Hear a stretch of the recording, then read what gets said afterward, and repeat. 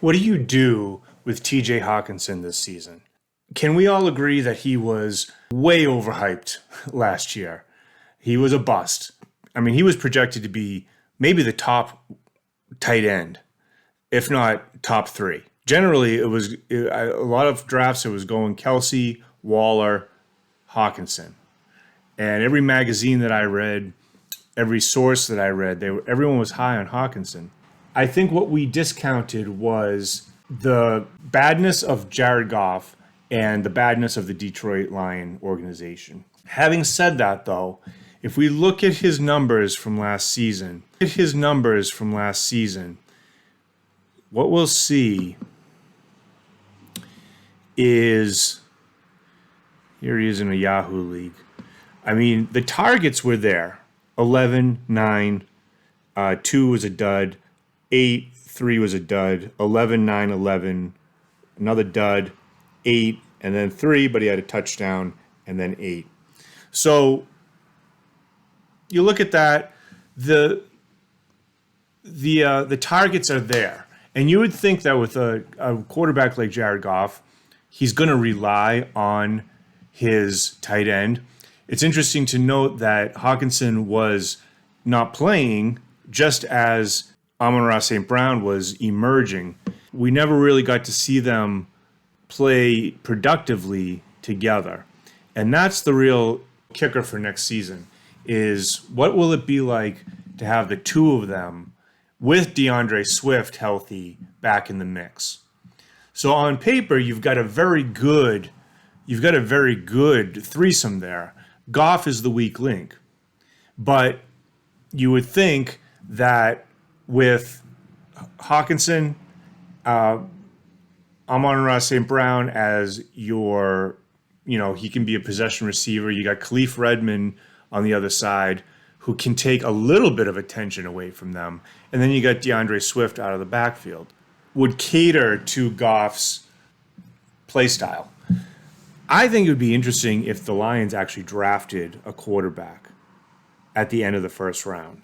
I think it'd be very interesting to give him some competition and really push Goff to compete for the job and see if he can keep the job and elevate his game. If I was the head coach, that's something that I would consider strongly.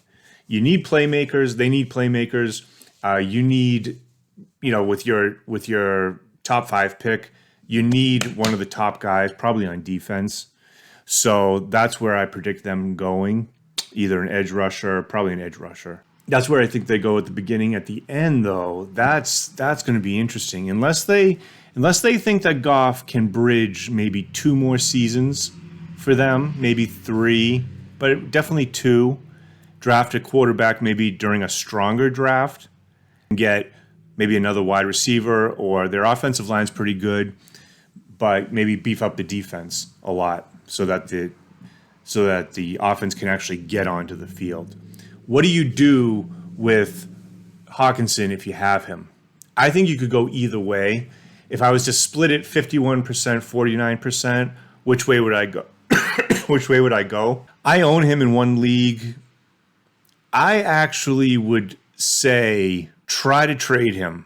I think you could find at least one owner in your league who is willing to take a chance that last season was a bit of a fluke. And with everybody getting healthy again, and maybe with a strong draft, they are willing to take a chance on him. I think if he has another bad season, then his stock is going to plummet, right down to the bottom. You're not going to see him ranked anywhere near top 5. He'll probably be out of the top 10 for the following season's rankings. So he's a tough one. For me, in the league I'm in, it's a 10-man league. There's only one tight end spot. The tight ends do make more of a difference, and so I feel like I'm going to hang on to him because there's that chance that if he does perform, he's going to give me the edge that I'm looking for at that spot. But if you're in a 12-man league or a 2 tight end spot league, it kind of waters it down, and he's not that important. He's not as important. I would say try to make some offers for him, and I bet you could get some pretty decent IDP players if you're in that type of league. You could probably get a wide receiver that you think has some upside and could put up, wide receiver one numbers. I think you could do that. So that's what I would do with Hawkinson if you have him. I say lean towards getting rid of him.